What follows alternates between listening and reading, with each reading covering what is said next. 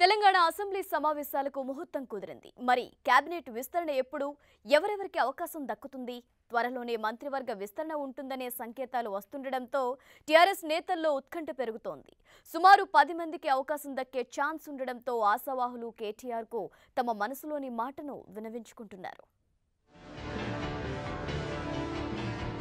ముందస్తు ఎన్నికల్లో ఘన విజయం సాధించిన టీఆర్ఎస్ తెలంగాణలో రెండోసారి అధికారం చేపట్టింది. డిసెంబర్ 13న గులాబీ బాస్ కేసీఆర్ సీఎంగా, మాజీ ఉప ముఖ్యమంత్రి మహమూద్ అలీ హోంమంత్రిగా ప్రమాణం చేశారు. అప్పటి నుంచి కేబినెట్ కూర్పుపై అనేక ఊహాగానాలు వినిపించాయి. త్వరలోనే విస్తరణ జరిగే అవకాశం ఉందనే వార్తలతో ఆశావహులంతా తమకే మంత్రి పదవి దక్కుతుందని ఆశల పల్లకిలో ఊరేగారు.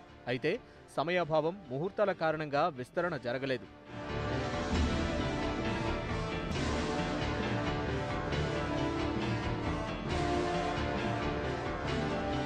కానీ సంక్రాంతి తర్వాత 4 రోజుల పాటు తెలంగాణ అసెంబ్లీ సమావేశాలు జరగనున్నాయి. ఈ సమయంలోనే మంత్రివర్గ విస్తరణ ఉండొచ్చనే వాదన బలంగా వినిపిస్తోంది.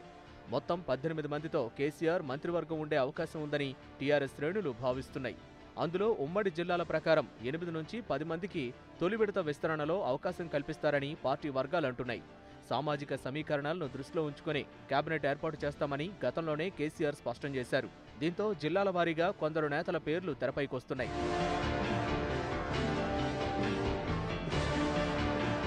హైదరాబాద్ నుంచి తలసాని శ్రీనివాస్ యాదవ్, పద్మారావు, ఆదిలాబాద్ జిల్లా నుంచి ఇంద్రకరణ్ రెడ్డి, రేఖా నాయక్, కరీంనగర్ నుంచి ఈటెల రాజేందర్, కేటీఆర్, కొప్పుల ఈశ్వర్ పేర్లు రేసులో వినిపిస్తున్నాయి. అలాగే నిజామాబాద్ జిల్లా విషయానికొస్తే వేముల ప్రశాంత్ రెడ్డి, బాజిరెడ్డి గోవర్ధన్, మెదక్ నుంచి హరీష్ రావు, పద్మా దేవేందర్ రెడ్డి, వరంగల్ నుంచి ఎర్రబెల్లి దయాకర్ రావు, రెడ్డియా నాయక్, నల్గొండ నుంచి గుత్తా సుఖేందర్ రెడ్డి, జగదీష్ రెడ్డి, పల్లా రాజేశ్వర్ రెడ్డి, మహబూబ్ నగర్ నుంచి సింగిరెడ్డి నిరంజన్ రెడ్డి పేర్లు బలంగా వినిపిస్తున్నాయి.